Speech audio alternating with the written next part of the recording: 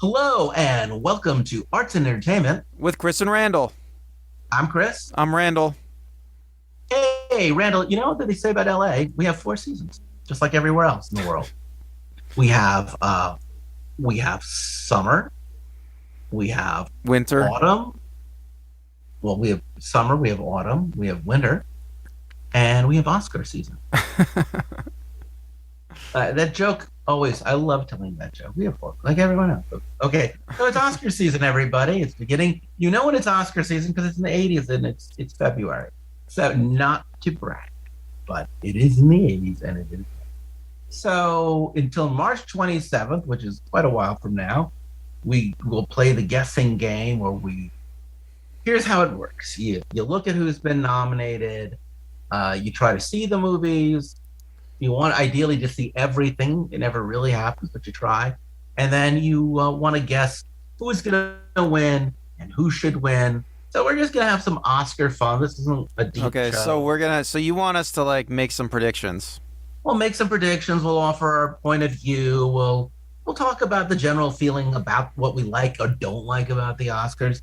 And this is really an opinion show. But before we start that, please like, share, and subscribe. We want to hear what you think. Yes, we did an Oscar show, I think, last year, where it was a postscript. Yeah, we had Bill on, and we talked about it in the aftermath. This time we're talking about it before it happened. Oh, this will be fun. We can make predictions and then see how wrong we were. Yeah, exactly. And it's a cheerier post-COVID. By the time the Oscars roll around, COVID will be gone from Los Angeles. I'm not joking. Yeah. I've been keeping track. One of the reasons, by the way, folks, I was not on because I had COVID. Yeah, that's right. But how was it for you? Were you was it mild or? I actually didn't know I had it. Okay, very mild then. Very. No, it was good. It would be amazing if I died during this podcast. And that would really be frightening. Anyway, Best ratings ever. Oh, before I do that, yes, that's true. Randall, how can people reach us to tell us we should stop wasting time and be more to the point? Well, go to our website, chrisandrandall.com, for various ways to reach out or, watch our show, listen to our show. Go to our Facebook page, Arts Entertainment with Chris and Randall. You can talk to us that way. That's a good way. So if I have a really big criticism of the Oscars, I'm sorry, I totally ignore. Yes, please, we want to hear from you. If I told too, Christopher, one of my greatest criticisms of the Oscars, and we'll talk about it a lot, is that the movies they nominate, especially they came out with now 10 films for Best Picture. It used to be, I think, 5? Yeah, well, there's a history of it. They used to have 2 categories. The very first Oscars had like a Best Picture and then like a Best Critical Picture, something like that. So it was like here's the greatest epic, and then here's like the greatest art film. So like the first Oscars, I think Wings from that rich guy, what's his name, Howard Hughes. Yeah. That won like Best Picture, and then the Best Artistic Picture was A Song of Two Humans, I think. I mean, I'm probably butchering this. But... No, that's awesome. I didn't know that. I mean, when you and I were growing up, there was just one. There's about 5 movies. Well, they only did that for the first year, and then I think that they went and they added like a Best Visual Effects to get rid of like the Best Picture category and the Best Art Picture category, and then so Wings, I think Wings' Oscar got demoted to like a Best Special Effects Oscar or something. That's so sad. I can't remember the details on this, but there I believe that. Oh God, it's been a while since I researched this, like last year or something. I believe that there were more Best Picture nominees in the past, and then they cut it down to like 5. And in a lot of the other categories you have 5. Right. And they brought it back to 10 now, right? Or actually it's like right. it's actually like 10 or less. Or less, yeah, because sometimes they're like, oh, there's not 8. There's not enough. No, it's true. And I mean, originally it was 5 for most of our lives. Then they said we're going to make it 10, and then all of a sudden, like, I don't know if we can find 10 films that are Oscar worthy. and this is what I find very annoying about the Oscars is 2 things. I feel that sometimes films are too small for the Oscars, and certain films are too big for the Oscars. So even when I'll talk about 2 movies I saw this past year. I wish I'd been nominated, but they never got a big release. So you're going to have to look for them on your own. Well, and if Randall, there was some movie that you thought was snubbed, please add it in later. Well, right. Well, let me just say something else about the number of Best Picture nominees. Is they added the number of nominees after a period of Oscars ratings going down. Oscars were getting criticized for not being diverse enough. Oscars was having trouble getting certain kinds of pictures to be nominated for Best Picture because they only have 5 slots. So there were a lot of factors that went into them expanding that. Right, but the idea was at least to try to be a mix of critical taste and popular taste. But in reality, I think the Oscars are just very middle ground. So things that are very, very interesting and very unique, they won't touch, and things that people really love, they won't touch. Well, what'd you think about the year Moonlight won? Because I thought that was like a real triumph for the Oscars that Moonlight was able to win. Yeah, that's not what it was called though. It was just called Moonlight. Maybe so, but I don't think so. I never saw it, so I don't know. You never saw it? Oh man. No, but it was a very popular critical darling. It was a great movie, I thought, and it was a very small movie. It was a sweet movie. I mean, Steve McQueen is a great filmmaker. Mahershala Ali is a great actor, but it's the kind of critical darling that Hollywood does recognize. There's certain things that you have to do as an independent filmmaker if you want Hollywood. But I want to say, we're going to do this the way they do it at the Oscars. We're not going to cover every category, but we're going to go from the smallest category to Best Picture. And what's sad is this category that is the smallest of these categories is the only category, probably this will still be true on March 27th, it is the only category where all 5 films I've actually seen. So it's the only time that I'm going to actually go, well, Randall, having seen all 5 of these, let me tell you what I think will win, and let me tell you what I think should win. And it won't be like, but I didn't see that, so I don't know. And I think you've seen all of these movies too. So no, I've only seen like 2 of them actually. I need to watch the other 3. You know what would be interesting? If you watched all of these movies, you'd be like the rest of America, because these are all the movies that Americans actually saw. And if these movies were nominated for Best Picture, one of them is, but if all of these movies were nominated for Best Picture, people would actually turn up and watch the Oscars. So let me just tell you what it is. It's all right. Best Visual Effects. The nominees for Best Visual Effects are Dune, Free Guy, No Time to Die, Shang-Chi and the Legend of the Ten Rings, Spider-Man, No Way. I saw all of these movies, and I will say before you even get to it, they all had amazing visual effects that, in fairness, historically speaking, the one thing that is getting much better with every year in cinema is visual effects. And in any other year, any of these films really could have made a credible argument for best visual effects. Now, that said, 2 of these feature Zendaya. I don't know why that's important, but I just want to point that out. Zendaya she's in Dune and Spider-Man. Dune, yeah. And so anyway, and these, by the way, are all movies that made over $100 million. Even Shang-Chi, Legend of the Ten Rings, which didn't make as much as Spider-Man, still made a ton of money. Even Free Guy, which underperformed, made a ton of money. These are movies that got decent reviews, made a lot of money, and made a lot of people happy when they saw it in the theater. Anyway, Randall, that all said, I'm repeating myself. What of these films that you saw? Which were the films that you actually saw? I saw Dune and Shang-Chi. Excellent. Of the films on this list, what do you think should win? I mean, I'm just speculating, because I haven't seen much of the other movies, but I think Shang-Chi has a good chance just because it's so beautiful. Like, I've never seen such effort paid to making just, the 3D creatures so beautiful and the environment's so beautiful. I mean, it's a real pleasure to watch this movie. I mean, it looks like a painting. I mean, it's gorgeous. I have to admit, first off, I'm surprised you didn't see Spider-Man No Way Home, because it's the 4th highest grossing film of all time. And as an American, it was your job. And it's an awesome movie. By the way, why haven't you seen Spider-Man? I'm serious. Well, it's not on streaming yet. So, I don't like to go to the movies. I mean, it's like, okay, I'm lazy and there's still COVID going around. No, well, COVID's not, trust me.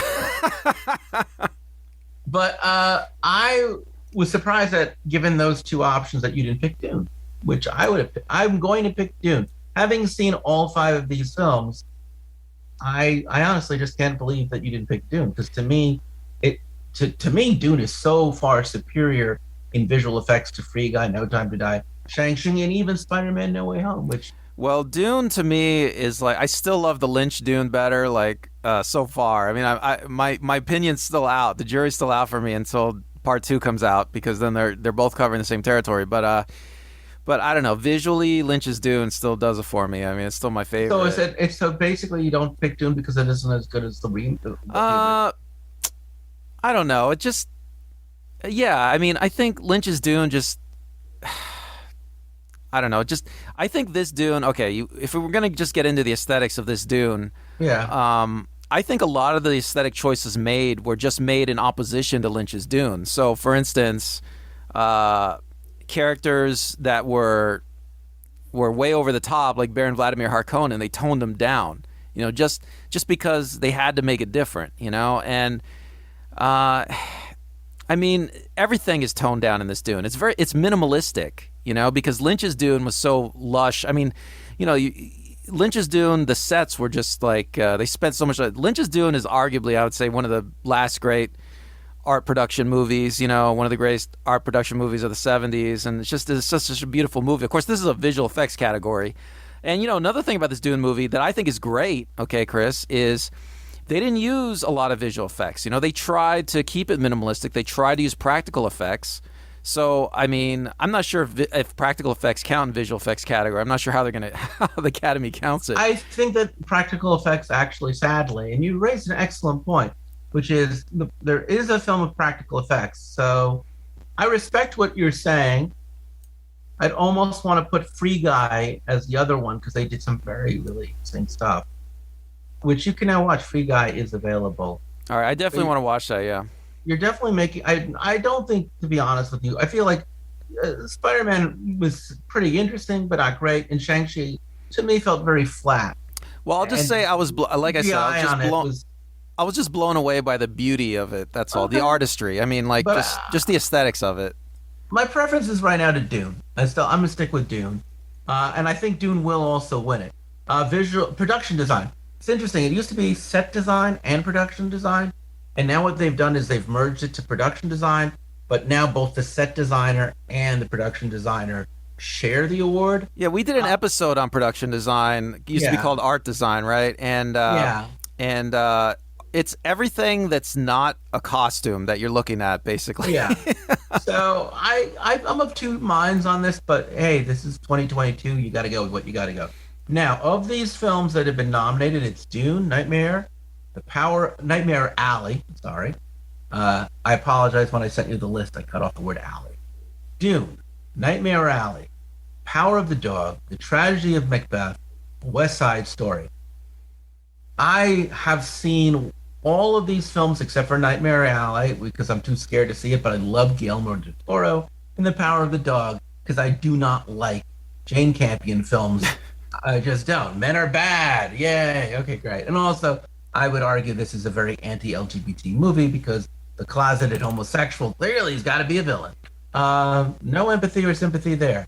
Sorry, that's all I'm saying about Power of the Dog, which you will hear the name come up a lot.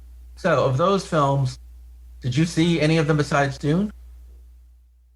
I've seen Dune and Nightmare Alley. Cool. How is Nightmare Alley? I liked it. You know, I could get into a more extended analysis of it, but well, then don't. But I started watching the original version too. I haven't finished it, and it's interesting because I guess they're both based on a book, but I really think Del Toro really copied the original movie a lot. So. It is interesting to see how Dune, Nightmare Alley, West Side Story are cinematic remakes, and Macbeth is one of the many variations of Macbeth. So that is interesting. What's your pick for best production design? I mean, Nightmare Alley is beautiful, and you know, I think that I probably misspoke. I think production design is probably everything you see on screen. Maybe not the makeup. I don't know. Maybe the makeup. I don't know. Production design it can encompass everything, and Nightmare Alley, the sets are gorgeous. I mean, the costumes, the makeup. I mean, it's it's a beautiful looking movie, you know, and the sets are incredible. I mean, the detail in the sets. I mean, it rivals Lynch's Dune, shall we say? Yeah. So Nightmare Alley, it's lush. It's a lush movie. I love it. It's I don't know these other movies. I haven't seen. You know, Is Power it of the super Dog, scary? Macbeth, West Side Story. I'm gonna be scared if I see it. There's some rough parts, but there's some rough parts. Yeah. I mean, it's a little bit psychologically scarring, shall we say? Oh, okay. So I'm not. Okay. So first off, Guillermo del Toro normally does have the best production design of any filmmaker. He did what was that one that won the Academy Award like 5 years ago? Oh God, the one with the creatures. Yeah, the lady. I don't remember what it's called, but anyway, that had a great production. Oh yeah, the water guy. Something water, right? Anyway, I have seen West Side Story, The Tragedy of Macbeth, and Dune. Shape of Water. Shape of Water. Thank you. And I will tell you, all of these movies have a beautiful production design. And having not seen, I will just say this: Dune, Macbeth, and West Side Story. I would not choose between those three because I think they all do amazing things with creating believable worlds or expressionistic world or a combination of the both. I really felt like the Dune, for me, had a great lived-in look. And I really felt like West Side Story really felt like the New York of the 50s. And they made incredibly smart choices as far as where they actually used in New York City that still looks like it. And so the production design is in West Side Story, as far as serving the story, I think is just insane. But also, you know, the one for Macbeth, which was not realistic but very psychological, was cool. I mean, no, I'm not going to pick the best. And I'm sure when I see Del Toro's Nightmare Alley with my eyes half closed, I'll be like, oh, this is a genius. So I'm going to just say the Academy will probably give it to Dune. If it gives it to Power of the Dog, I'll be very upset. I really think Nightmare Alley has a good chance there. It's really, the sets are beautiful. Yeah, I think you're right. So, best international feature, I have seen none of these movies. How about you? I've seen none of these movies. But Drive My Car is on everyone's 10 best list. And spoiler alert, it's also up for a lot of the bigger awards later down the line. So I'm going to say Drive My Car, and I hope to see it long before March 27th. And if so, I'll let you know. I have heard good things about Hand of God. I did see the trailer for Flea. So Flea is fascinating because it is about war refugees, but there's animation that tells their story. I thought it was a documentary, so that's interesting. I guess documentaries could be features. No, they can't. Anyway, good luck, Bhutan, as far as Luhana. Worst person in the world, I also have heard, should have gotten more awards. Apparently the woman who's the lead actress in it, everybody loves her. So I hear great stuff about that from Norway.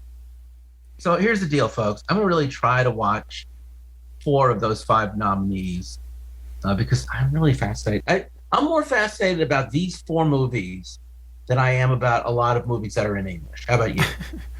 Well, you know, outside of the Hollywood system, yeah, you do get much more interesting movies. I mean, that's just it is fact. Interesting. You have 2 films from Asia and 3 films from Europe. And well, you know, Northern Europe. In other countries, the government they'll put some money into making movies. I mean, so yeah. You know, so much more interesting stuff that's not commercial can get made. It's not the case in Hollywood. I know that Flea is actually about immigrants to Denmark, though it's actually not about Danes at all. But I haven't seen it, so I don't remember what country these people are from. Sorry. All right, best cinematography. Now, this always fascinates me. Again, I didn't see Nightmare Alley. I didn't see Power of the Dog, but just like production design and cinematography often follow. And so, yes, you once again have Dune, Macbeth, and West Side Story. Historically, whoever wins cinematography also wins production design. So I'm going to go with Dune on this one because I did see it, and I have to admit, I think it had the best cinematography. I mean, technically, I think Dune is going to win also for best production design, but I haven't seen Nightmare Alley. So what do you think should win? What do you think will win? I think Nightmare Alley is going to win, should and will. All right. That's my pick. I'm going to say Dune should and will because I haven't seen Nightmare Alley. And again, the thing I like about these particular awards is that when you go to the movies, you can really objectively say, that was very special effect. This is wonderful cinematography. A And lot of times I know when I'm watching the Oscars or I read the winners the next day or whatever. Yeah, it clicks in my head. Oh yeah, I totally get why people voted for that movie. I mean, sometimes it's not immediately obvious, like yeah, what's gonna win, but some people are way better at picking these than others. But like I'm I'm not usually not familiar great. with these particular cinematographers except for Janusz Kaminski. But they're all. I've seen Kaminski's work with Spielberg used him in Schindler's List and some other movies, and I just think he's a great. I think West Side Story does have great cinematography. Don't get me wrong. I think Macbeth has great. I mean, all of these films. I haven't seen Power of the Dog, but the one thing it does look like it looks like it has great cinematography. And I do think one of the great things about going to the theater, film, seeing movies these days, is one of the things you're normally going to get is great cinematography. Yeah, well, with these digital cameras, it's much easier. Nightmare Alley, I think it's a neo noir. It's a film noir, so it's got all those tricks of light and shadow, and all the great noirish kind of shots. So I think that has a real good chance. With the exception of Nightmare Alley, these are all films that are really have great exterior shots. Is there a lot of exterior shots? Yeah, see, that's why I think Nightmare Alley's it does have exterior shots, but I think that's why I think Nightmare Alley has an edge, because it has a lot of those great claustrophobic interior type shots. All right, here's where it gets personal for you and me. Let's deal with screenwriters. Okay, let's go with best adapted screenplay first. There's a movie about the girl whose family is deaf, but she is not, called CODA. It's available right now on Hulu. I have not seen it, but I heard great things about it. Did you see CODA? No. It's also a foreign film in that it is not made in America, but I don't know where. Anyway, the writer of that, Sheehan Herder, was nominated. The writers for Drive My Car are nominated. Again, that's gotten so many great reviews. Dune, one of the writers on Dune is Eric Roth, who used to be, when I started studying screenwriter, the man. He wrote the screenplay for Forrest Gump. Eric, if you do a Wikipedia or an IMDb on Eric Roth, you'll see a lot of Academy Awards as screenwriter won. The Lost Daughter by Maggie Gyllenhaal. I saw The Lost Daughter, and The Power of the Dog written by Jane Campion. Have you seen any of these films? Yeah, I've only seen Dune and The Lost Daughter, and I think Lost Daughter is a great movie. I mean, it's one of the most fascinating movies nominated, and I mean, I don't know. I think it has a real good chance of winning the screenplay category. Well, as a middle-aged male, sexist, I'll tell you that I wasn't as keen on it as everybody else, but I will also say that Maggie Gyllenhaal is the daughter of a director and a screenwriter. Her mom is Nadine Gordemeyer. I cannot. Oh, I didn't know that. Mom wrote Losing Isaiah, and Stephen Gyllenhaal is a great director. So anyway, she's a local girl. She's going to win. Absolutely. Do I think she should win? No. I haven't seen Drive My Car, CODA. This is a toughie. The only one I would have picked was Dune. But in truth, I think this is one where my own ignorance of other film noms gets in the way. So I think you skipped best original screenplay. No, you're right. So let's go to original screenplay. Original screenplay is always cool because this is where it gets interesting. So, Belfast, which I haven't seen yet. Don't Look Up, which I haven't seen yet. Licorice Pizza, which I have seen. And look at this, something you rarely see. A foreign film, two foreign films nominated for best screenplay. Normally there's one, and I get it, because that film's got a lot of legs, and it's been nominated a lot. But it's very rare that you see two. So the worst person in the world has also been nominated for best screenplay. So that's two. Which is very interesting. And I'm sorry. You got King Richard, Licorice Pizza. Which I did see. So I've seen King Richard, Licorice Pizza. That's it. So is King Richard as good as everybody says it is? No. But it's a fun movie. In fairness, King Richard is the kind of movie back in the 90s and the early aughts would absolutely be nominated for a film. It might even have won back then. But in reality, it's just a good middle-brow film. I mean, you'd have to hate life not to enjoy it. And I think to myself, how cool must it have been to be Richard Williams? You're a security guard in South Central LA in 1991, and you came up to me and go, you know what? My two tween daughters, my two adolescent daughters, they're going to become the greatest tennis players of all time. And that kid who's the star of Fresh Prince on Bel-Air, he's going to play me, and he's going to win the Academy Award for playing me, and that's going to also make all other awards. Like it's such an upbeat, positive film of accomplishment. It's a very American movie. Oh, it's crazy American. But I'm going to say it's going to go to Paul Thomas Anderson because he's another local boy made good. And he rented a movie theater here in Westwood for 2 months. And then next door, he put a free pinball parlor where you could just go play pinball after the movie. So I think, and he put out his movie in 70 millimeter, which is insane. And then he used some nice young actors, Philip Seymour Hoffman's son Cooper, and Alana Haim. So a lot of goodwill. Have you seen it? The life of a producer named Gary Goatsman. Yeah, I did. It is a remarkably poorly written script. It's like a series of vignettes about life, and it's fun and it's cute, but it isn't really good writing. But I'm going to still say, given everything I've just said, I haven't seen Belfast. I'm sure it's probably the better of the bunch. I like David Sirota as a journalist. I've heard. Did you see Don't Look Up? Yeah, I've seen it. What'd you think? That was great. I mean, I don't know why people, it's the kind of movie where when people criticize it, their criticisms seem really silly, because it's a great movie.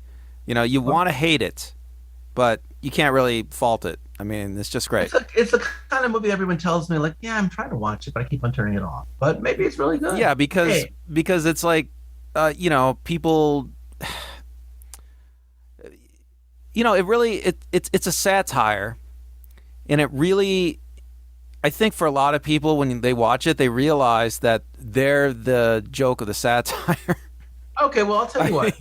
Because all of the other movies, which is Belfast and The Worst Person in the Movie, are two films I want to see, I will end up watching Don't Look Up, because at least in this category, I'll have the opportunity once again to say, hey, I saw everything, and I think that this is a fair winner or not a fair winner. Okay. Well, I don't know how good Belfast is, but I think Belfast will probably win because it's the most serious, property here. But Don't Look Up is probably the best screenplay, probably, although I haven't seen a lot of these. So I'm going to go see all of them, and then you and I will have lunch and argue and wish we had done that. What else? Unless you guys all write to us like a Peter Pan, like we're Tinkerbell, and you're like, oh, no, we have to watch that episode. Best costume design. It's Cruella, Cyrano, Dune, Nightmare Alley, West Side Story. I have seen West Side Story.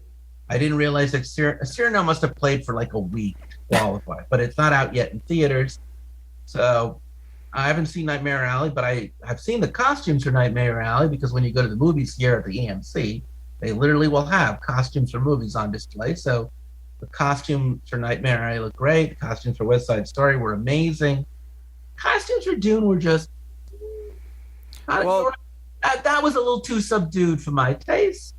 I thought the costumes for Cruella, which is about being a 60s, 70s fashion designer, were genius. So I'm going to just say, I haven't seen Sarah. I'm going to say it's for sheer creativity, and also Jenny Bevon is a very well-known costume designer. I'm going to give it to Cruella, both by choice, and also I think the Academy is going to share my point of view. What do you think?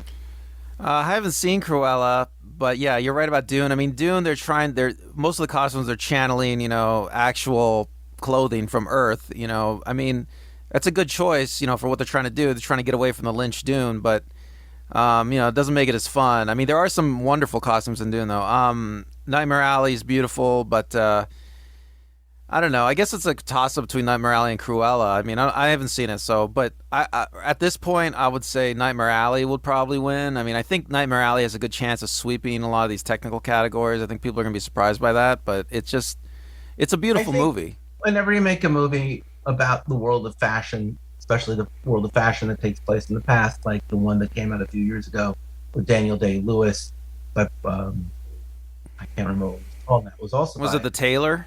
It's the one with another Paul Thomas Anderson film, something Phantom Thread. Oh, Phantom Thread, right? And that one is again. And I do think in general it's very hard to defeat a movie about fashion design in the past. it's hard to beat that. And I'm pretty confident on this one. All right, now we're gonna finally get to acting, and let's start off with supporting actor.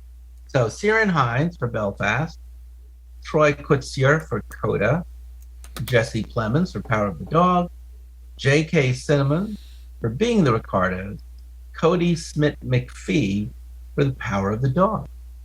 Now, the only thing I do want to add is normally when you have two actors from the same movie, especially a movie I've seen, they tend to cancel each other out. I have only literally seen one actor, which is J.K. Simmons, as William Frawley, Fred Mertz, in Being the Ricardos. So Yeah, that's the only one I've seen. I thought he was great. What did you think? Yeah, I mean, I don't think he's going to win for that. No? I mean, no. I mean, it's just not the kind of role. I mean, yeah, it's a supporting role, but, the Belfast is a much more serious movie. I'm going to say something crazy. I'm going to say something crazy. Okay. It's written by Sorkin, which means everybody gets one good monologue. Simmons has this one good monologue where he sits, William Frawley sits Lucille Ball down and tells her basically the wisdom of his 40 years in show business. And I love it when a greater actor plays a lesser actor, because William Frawley, in reality, I could never imagine this really happening. But oh my God, Simmons is great. And I really think two things are going to happen. A, he's going to win. And as soon as they cut to commercial, like they did when he won for Whiplash, he'll be playing the professor on State Farm. Because regardless of whether he wins awards, that man has to do a film every single month. And when he's not doing a film, he's doing a TV show. I bet you he's not doing a TV show. He's doing voiceover work for animation. That guy just never sleeps. Well, I bet you he's made more money off the commercials than anything else. Yeah, but he's in Spider-Man: No Way Home. He's in Marvel, the Marvel universe. Well, he was J. Jonah Jameson. He's been in the animated Spider-Man, the Sony Spider-Man, the Fox Spider-Man, and then just for shits and giggles, he's also Commissioner Gordon in one of the Batman series. Well, he must be on Easy Street by now. I mean, come on. No, I actually saw him in Oxnard and in Ventura, on Ventura Harbor, at a restaurant I normally go to. There he was with a buddy, just having a reasonably priced dinner. For all I can tell is J.K. Simmons is probably going to leave his kids with a lot of money, and he's a workaholic. I've met Ciarán Hinds. He is a very kind man. I certainly would be happy if he won, and he's an amazing actor. Best Supporting Actress. So we've got Jessie Buckley from The Lost Daughter, which we both saw, Ariana DeBose from West Side Story, Judi Dench from Belfast, Kirsten Dunst from The Power of the Dog. I'm gonna butcher this. And you, the woman who plays is it Ingenue? Ingenue Ellis, who plays Richard Williams' wife. I didn't bother to look up her actual name. And he had many wives, and they did get divorced, but she was the wife of King Richard. So I didn't see Power of the Dog. I have yet to see Belfast. I love Judi Dench. Who do you think should win? Who do you think will win? I pretty much only saw Lost Daughter. I mean, I think in a lot of these acting categories, Belfast is going to sweep because it's the most serious movie, you know. So yeah, I mean, it might be Judi Dench. Well, that's a lovely, lovely, lovely, lovely thought. I would say that I don't like Jessie Buckley. She's an acquired taste, but I know she's a Royal Shakespeare actress. But I actually thought Dakota Johnson did a better job in The Lost Daughter than Jessie Buckley, and I was kind of disappointed to see in what was a very uncharacteristically strong performance. I don't want to give away the plot because you should go see The Lost Daughter. She's really good in it, and I felt that she really did what a supporting actress should do. That said, in this list where I have seen everybody but Judi Dench and Kirsten Dunst, I would give it to Ariana DeBose, who was in West Side Story. She did win the New York Film Critics and the LA Film Critics, which gives her very strong odds of winning the award, because normally if you win those awards, they tend to play out. When the SAG Awards come, that might be the last one to really give us the money. If you're going to bet, this is the one you want to bet on, because she's got a strong choice to win, and she's a great actress. I do think she really deserves it, and if she does win, Chita Rivera I'm sorry, Rita Moreno. One of them originated the role on Broadway. The other one played it in the movie. Chita Rivera. No, Rita Romero is the one who did it. She won the Academy Award for playing the same part in 1961. So it would be probably, I think, the first time in Oscar history that when a remake, that the two actors both won an acting award for playing the same part in the original and then again in the remake, which is really cool. I think that Jessie Buckley probably should win, maybe. I mean, from The Lost Daughter. I really liked her performance. You thought she did a better job than Dakota Johnson? Well, I haven't seen it. Oh, Dakota Johnson in The Lost Daughter? Yeah. She was basically almost the threat in the movie. She's really the heavy. You know, she brings a lot of tension and fear. And well, Jessie Buckley plays the woman as a young mother, right? Right. And, she plays the young Olivia Colman, which is great because nothing like watching someone play a 46-year-old as a younger person. Well, I mean, it's a character study, the movie, and you know, it's a difficult script. It's a one-note performance, like, oh, look at me, I'm the young harried mother. You look at me, I want out of this marriage. Whereas Dakota Johnson really. No, but I'm serious. Like those scenes with her and Olivia Colman, she's punching her. She does punch her, but she's also literally pushing her, I think her. She is literally so, and she's very attractive, but she's also, you know, like she plays many colors. She's sympathetic, she's hard, she's enigmatic. Right. Well, look at our conversation. I mean, this is a great movie. I mean, this is a great script. It's not, but I just felt like Dakota Johnson and Olivia Colman really did give. Well, you're getting a lot out of it. I mean, you know, it's nuanced. There's a lot of complexity, I think, to the script, like, to the characters. Maybe actually it's because every time they cut to Jessie Buckley, I was like, now the film is slowing down. Now here's an extended flashback that I really. I don't know. I didn't agree, Chris. I was fascinated by the whole thing. Cut those flashbacks out, and the movie would have been a much better. I don't agree. I thought it was fascinating. I thought that I haven't seen a character study like that of a mother that doesn't want to be a mother like forever. Best actor, maybe ever. We're now at the big point. So, best actor. I have seen Javier Bardem in Being the Pardos. I have seen Will Smith in King Richard. I've seen Denzel Washington in The Tragedy of Macbeth. Interesting aside, I did not see Andrew Garfield in Tick, Tick, Boom. Tick, Tick, Boom is based on a one-man show by Jonathan Larson. 31 years ago, I actually was in the Lower East Side watching Jonathan Larson perform his one-man show, Tick, Tick, Boom. And it was very sad because the point of the story was the man was turning 30 and he felt like he was not going to be the bright young thing he had hoped he would be. And it's this thought of, well, I'm never going to be famous and my life is half over. And he was wrong on both counts, as he would become very famous. In fact, he would end up doing Rent, which would win the Tony. It plays now over 30 years. It's been playing somewhere. It's very great. And look at this. Andrew Garfield is being nominated for an Academy Award for playing him, which is great. His life is now an Academy-nominated film. The other thing he got wrong is his life was far more than half over. He died 4 years later.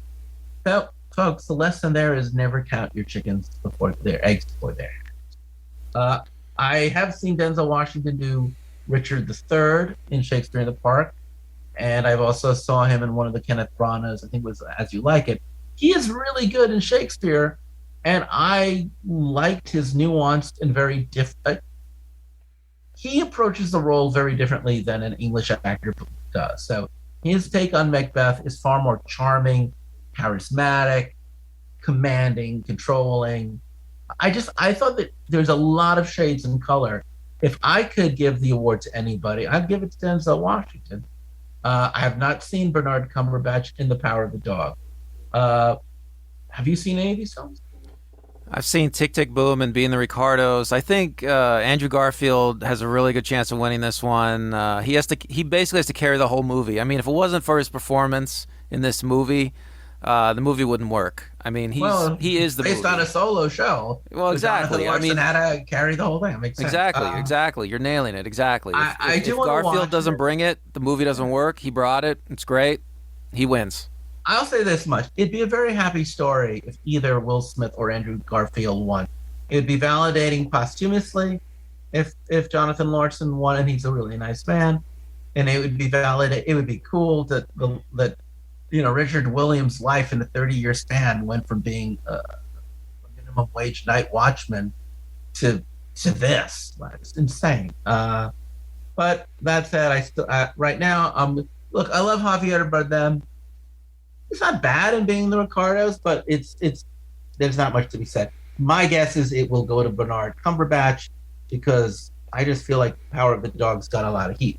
Best Actress, Jessica Chastain. It's interesting because that movie also had Andrew Garfield, The Eyes of Tammy Faye, Olivia Coleman, The Lost Daughter, Penelope Cruz, Parallel Mothers. I have not seen this movie yet, I promise. I love Almodovar, and I love it when he works with Penelope Cruz. In fact, it is weird to think that both Penelope Cruz and Jessica Chastain are in another hit movie this year. What? 355. What? Yeah, they're in a dumbass action movie. It's called 355? Yeah, it's just about women spies and kick ass. It's an international organization of female spies featuring many former nominated Academy Award winning nominated actresses. It's terrible. But my point you got to is, make the money some way. You got to make the money some way. Then Nicole Kidman for being the Cardos and Kristen Stewart for Spencer. So 3 of these people are being nominated for playing real people, just like the last category. I think that was it 3? Let's double check. Best Actor. Bardem was playing a real person. Garfield's playing a real person. Yeah, and Denzel Washington. So once again, 3 out of 5. This is the second time 3 out of 5 people are nominated, and they're not the same movies. Who do you think should win? Who have you seen? Well, I've only seen Lost Daughter and Being the Ricardos, but I mean, I love Lost Daughter. I mean, I think it's a great movie. I think that Olivia Colman will win, and that's it. I mean, who should win? I don't know. Probably Olivia Colman. I don't know if they'll give it to her again, though. That's the thing. Chastain. I mean, if Chastain's any good, they might want to give it to her. The Academy. We'll see. I doubt they'll give it to Cruz or Kidman or Stewart. I don't think any of those people, like, the Academy wants to give them, like... Hasn't Kidman won an Oscar already? I don't think the Academy wants to give these people... He has, as has Coleman, and I feel Chastain has not won, but has been nominated more than anybody. Right. And Cruz, I believe, has won, or at least been nominated several times. And this is Kristen Stewart's first nomination. I hear that Spencer is good. I haven't seen it. I will watch it. I definitely am going to watch Parallel Mothers. That said... Of the stuff I've seen, I think Jessica Chastain does do a great performance in a very okay movie, which is actually okay because, in fairness, I don't think any of these are great movies. I think that Nicole Kidman gives a good performance in a very okay movie, and I think Olivia Colman gives a very good performance in a very less than okay movie. I still think it's a great movie. All of these films that I'm not excited about, with the exceptions. Parallel Mothers, which I'm hoping not much. I'm going to go on a limb and say it's a war between Nicole Kidman and Olivia Colman. And I think given the temper of this town, it could truly go either way. Both of them have won before. One's a Brit, one's an Aussie. They're both very nice people, I hear. Because Being the Cars is not as much... I'm going to say it's probably going to go to Olivia Colman, but do not be surprised if it goes to Nicole Kidman instead. Though I have to admit her work on the AMC commercials are so much better. Oh, you don't go to the movies. Before you watch the movies, she comes on in this movie to sit in the theater and explain why you, Randall Mills, are missing something by not going to the movies. Yeah, it's completely convincing that she... Heartbreak feels good in this movie. She doesn't have she's like as thin as a rail. She sits by a soda, which is almost as big as she is, but she never touches the soda. And as she enters the theater, she doesn't have the soda in her hand. So all I can think of is that she's just found a seat where someone left a soda, and she's bulimic, and she can't have soda, but if someone leaves the soda, she'll just drink it because she doesn't want the shame. Anyway, it's time for our penultimate nomination that often predicts most of the time the person who wins Best Director that film goes on to win Best Picture. Very rarely otherwise. So I don't think it's gonna happen this time. the nominees are Paul Thomas Anderson for Licorice Pizza, Kenneth Branagh for Belfast, Jane Campion for The Power of the Dog, a name I cannot pronounce, Hamaguchi for Drive My Car, and Steven Spielberg for West Side Story. I have seen West Side Story, Belfast. No, I haven't seen that. I've seen West Side Story and Licorice Pizza. Wow, that's it? Yeah, that's all I've seen. How about you? I think I've seen none of these. Fair enough. Well, clearly Spielberg did not do well with West Side Story, so he doesn't have a shot. I don't believe Paul Thomas Anderson. Well, I don't think I'm going to say it's probably going to go to Jane Campion for Power of the Dog.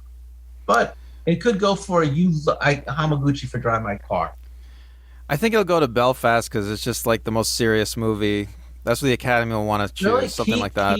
Keep in mind, though, that the Drive My Car, no, was it either Drive My Car or Power of the Dog they both got the most nominations of any of the other films. All right, so Best Picture, here we are. They are as follows: Belfast, CODA, Don't Look Up, Drive My Car, Dune, King Richard, Licorice Pizza, Nightmare Alley, The Power of the Dog, West Side Story. So I noticed a couple things in that you have 1, 2, 3. You have 3, is that right? You have about 3 remakes, right? West Side Story, Nightmare Alley, and Dune. And then you have Licorice Pizza, King Richard, and Belfast, which are 3 films based on real people or memories of youth. And then you have some political films or social films like Drive My Car. Notice The Lost Daughter has not been nominated. Yeah, I see.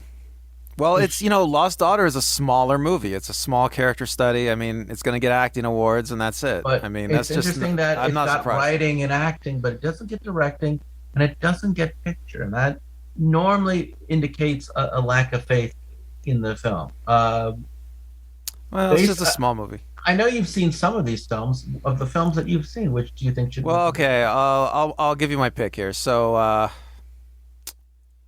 let's see. So, Don't Look Up, Drive My Car, Dune, and West Side Story. I don't think will win. They're just West Side Story has a chance of winning because the older members will vote for it just because they know it. But I don't know. These movies just aren't serious enough for the Academy. Licorice Pizza is not serious enough. Let's see. So that leaves us with Belfast, CODA, King Richard, Nightmare Alley, Power of the Dog. Well, I mean, Nightmare Alley is a Noir. I mean, that can win, but that's like Noirs have won in the past. Let's see. CODA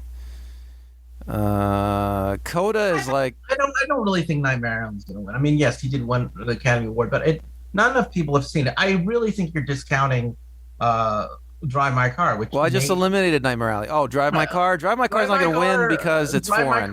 My Car say that to the people who made Parasite. I know, but still, I don't think it'll win. And then, let's see. I'm going to say that. Wait, I'm giving you my pick. What? Okay. Go So ahead. anyway, I'm left with Belfast, CODA, King Richard, Power of the Dog. I'm just gonna say no to King Richard just because I don't know. I have a feeling Will Smith's never gonna win. I don't know. I think maybe Belfast or CODA are like the 2 major movies here. No, They're very serious. I think you're wrong on both counts. I think it's between. So I think at the end, CODA will win. I That's think. my pick. Wow, if that's the case, you're going to win every Oscar pool in LA and in Japan and everywhere else. That is so. Wow. I mean, God love you. I think if we could travel back to 1998, then yes, King Richard will win. I think that if I could choose, I would have picked West Side Story of the films I have seen because I loved it. I thought it was great. That said, I still haven't seen Belfast, which I have a good feeling about. I haven't seen Nightmare Alley, which I have a good feeling about. And I'm going to say it's going to once again come down to a fight between Power of the Dog, which has a lot of heat, and strangely enough, Drive My Car, which has won a lot of the Film Critics Awards. and those are the two most nominated films as well. You So don't think my money Belfast is has a chance? no, and I'll explain why. Because I think it appeals to older people in this town. It's not playing in a lot of theaters. True, Drive My Car is playing in almost no theaters, and Power of the Dog is playing on Netflix. Not a really good argument, Chris. No, I think basically the politics. It's not a political. You know what's interesting about Drive My Car? I mean, sorry about Belfast. Uh, Kenneth Branagh is from Ireland, but in the members of the UK have this the equivalent of the Academy Award called BAFTA, and he is not nominated for a BAFTA. So the English, for some weird reason, do not nominate him as Best Director, but the Academy did, and that's really weird. So I think there's a little backlash maybe on Kenneth Branagh we don't know about. CODA is a movie no one saw. Well, So look, I'll say this forget about that. CODA. CODA has, I just looked it up, CODA has a super high IMDb score of 8.1 right now. It'll So, when we do an episode called "Great Movies You Didn't See," that will be one. All well, right, Moonlight had the highest IMDb score the year it won. so here are the two films you didn't see that should have been nominated and should have won. There's a movie called Dream Horse with Damian Lewis. It took place in Wales.